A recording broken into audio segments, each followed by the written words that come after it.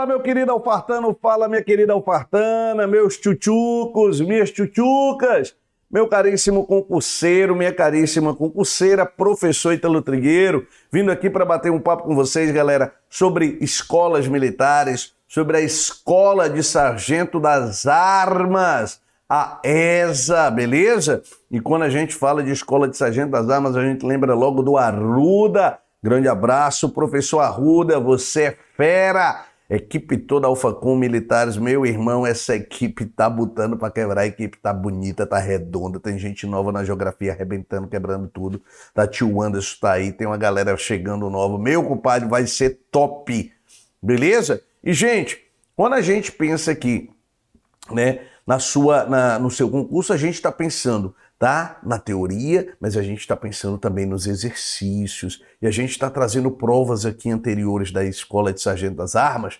tá, Max Wolf, para resolvermos as suas dúvidas, as suas pendências, beleza? Eu vou trazer aqui algumas questões aleatórias, tá? Essa primeira questão vai tratar de quê, Trigueiro? Essa primeira questão vai tratar aí pra gente, ó, de que, moçada? Ela vai falar de hidrografia do Brasil, beleza? A segunda maior região hidrográfica brasileira. Qual é a maior, professor? A maior é a Amazônica, tá, gente?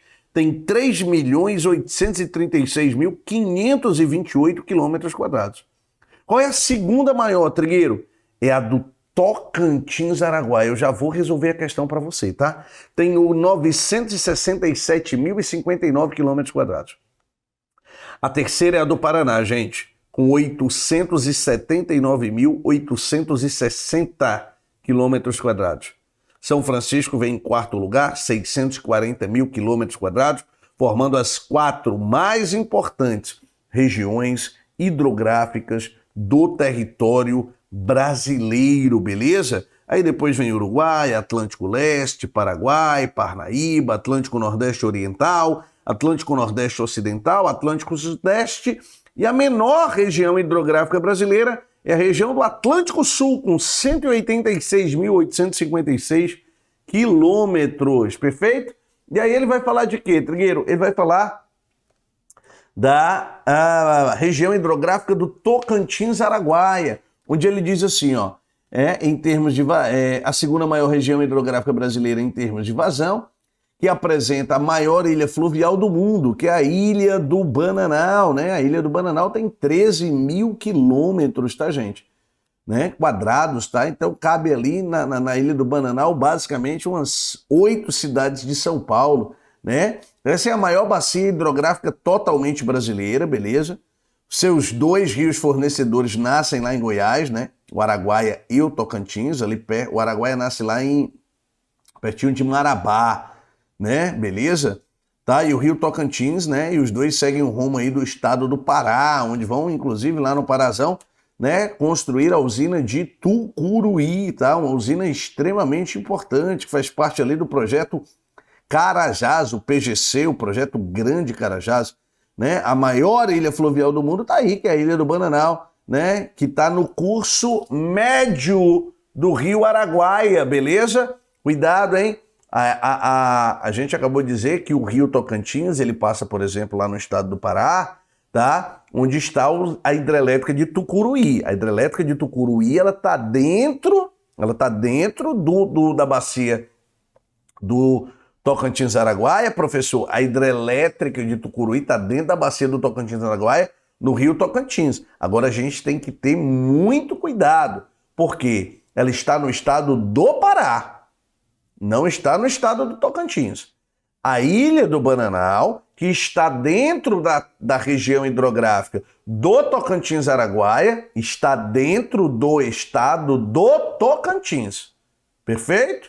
Ali na divisa com o Mato Grosso, tá? Então, qual é a resposta correta, tio Trigueiro?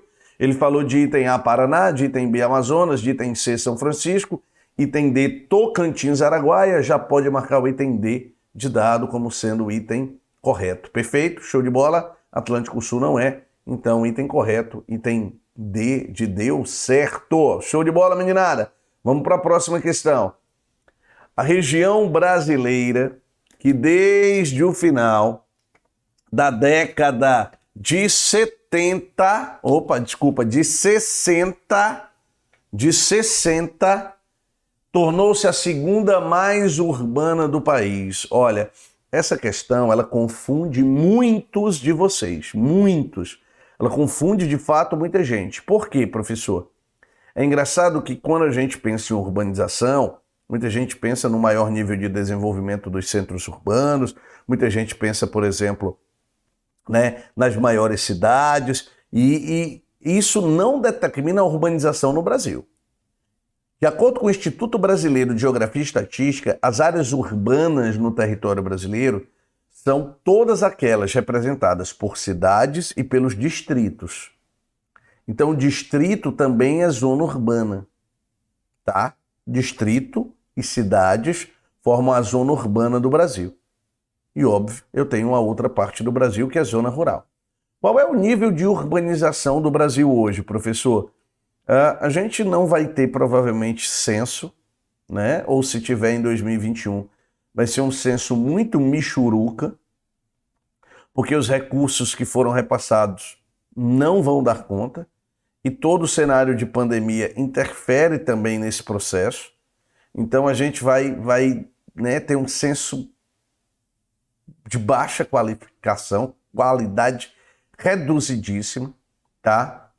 Mas de acordo com o IBGE, né, as cidades brasileiras, né, as zonas urbanas brasileiras e a população urbana no Brasil hoje representa cerca de 86 a 87% da população, essa é a prévia.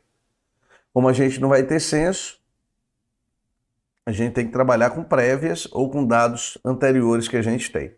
Os dados de 2010, do último censo, realizado no Brasil de maneira decente, vamos dizer assim, ele mostrou que nós tínhamos 84% de população urbana aproximadamente.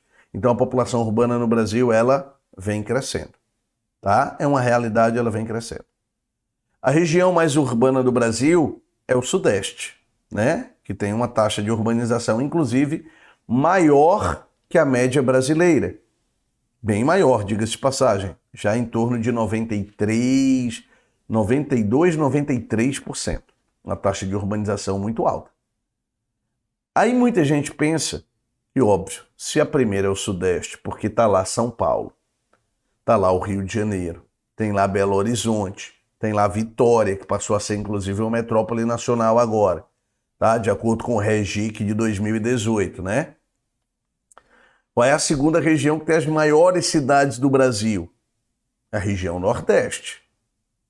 Tem Salvador, tem Fortaleza, tem Recife. Só que o fato de eu ter as maiores cidades não determina o processo de urbanização de maneira direta, tá? A segunda região de maior urbanização do Brasil, diferente do que muitos pensam, não é a região sul, tá, gente? Muita gente pensa também no sul. É a região centro-oeste do Brasil. Aí você para pensar e olha, mas Trigueiro, quando eu falo do centro-oeste, eu só vejo boi, vaca, chifre, o Caim do Meio Verde aí, do BBB, tá? O Rodolfo do sertanejo, né?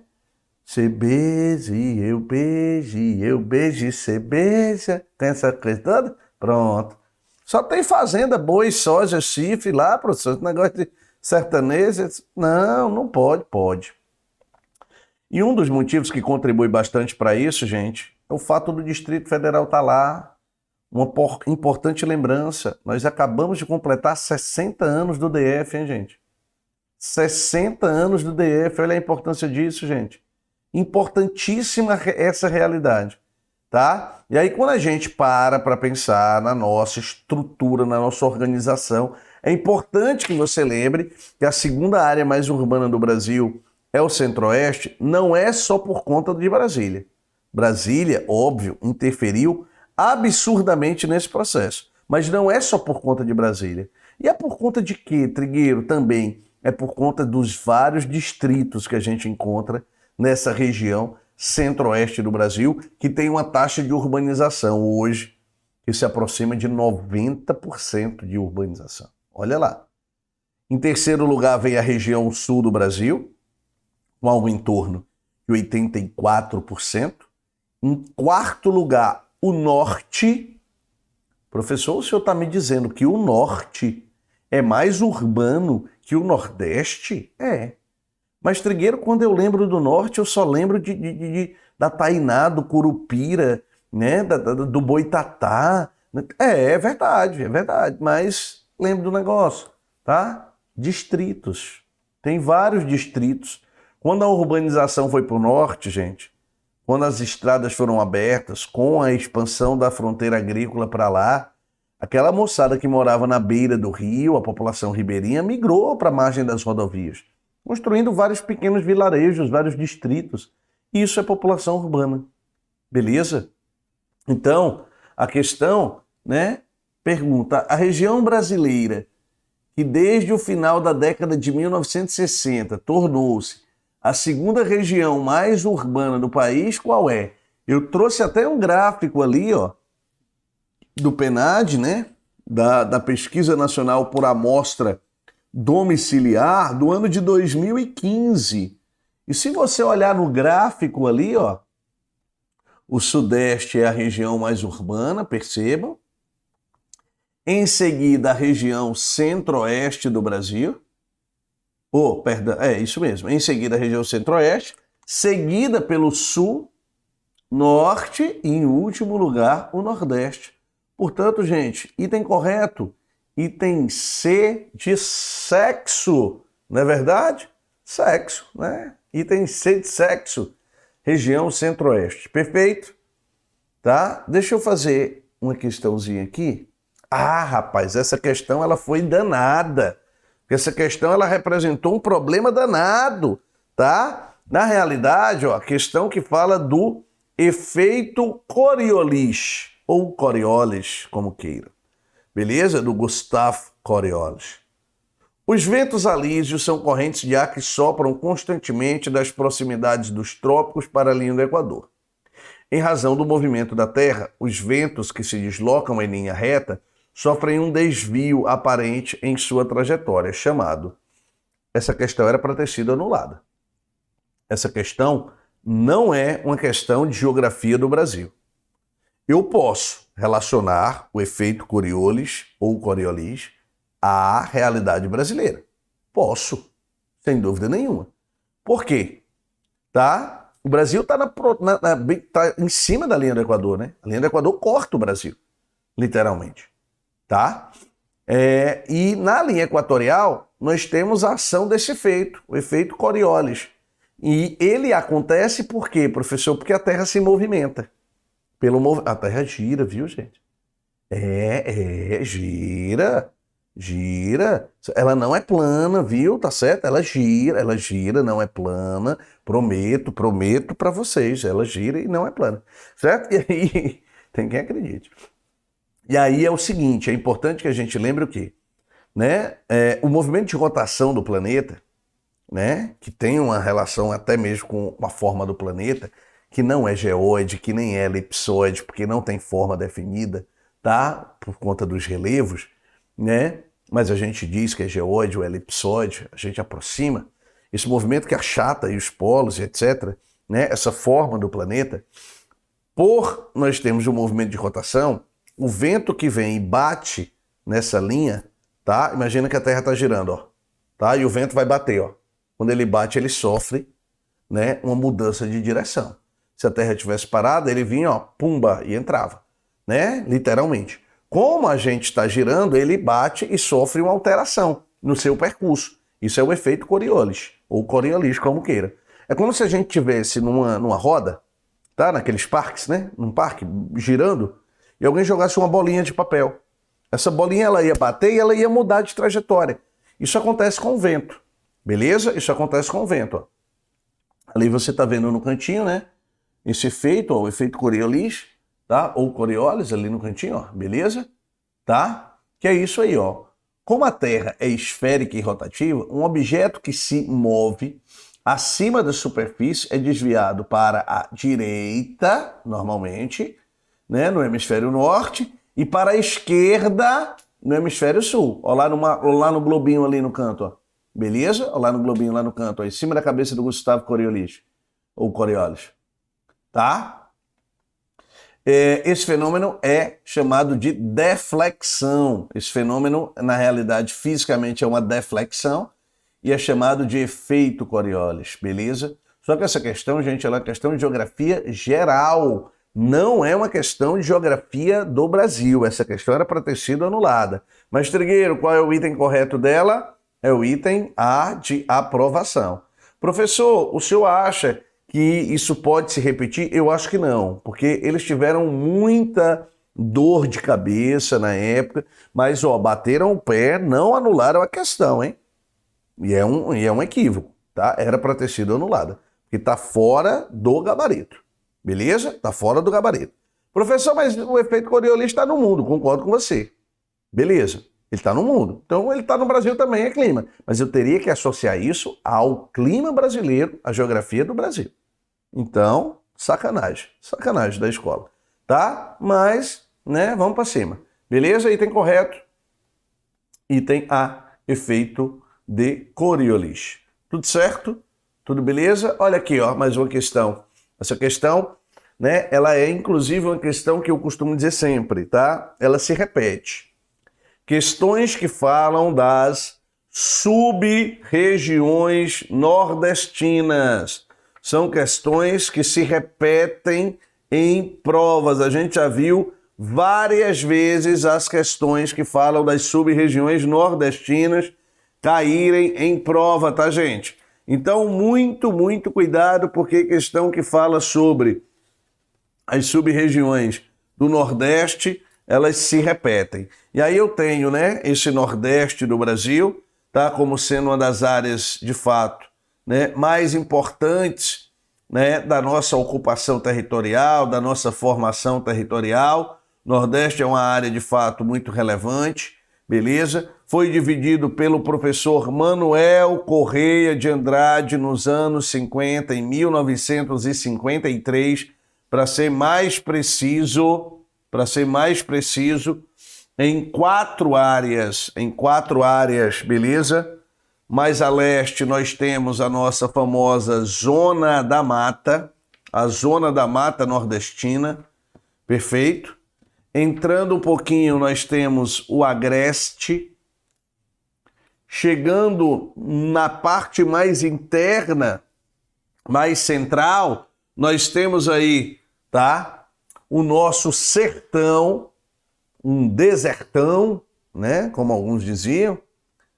E nós temos lá no extremo oeste do estado, ou melhor, da região nordeste, uma área chamada Meio Norte. Eu costumo brincar dizendo que é o meio do caminho para o norte. E é mais ou menos por aí, tá? Ele pergunta, gente, né, de uma maneira muito direta, qual é a sub-região nordestina que se estende do Rio Grande do Norte até o sul da Bahia. Opa, peraí. Poderia ser o quê, professor? Poderia ser Zona da Mata, Agreste e Sertão. Todas passam aí, tá? Por essa área. Vão do Rio Grande do Norte até a Bahia. Só que ele diz assim para mim, ó. Ela está localizada entre o litoral úmido e o semiárido. Opa, professor. Então está entre o litoral úmido e o semiárido. Qual é a resposta, professor? Qual é o litoral úmido? É a Zona da Mata, galera. A Zona da Mata, de clima tropical úmido, da área da cana-de-açúcar, da área do recôncavo baiano, da área do cacau.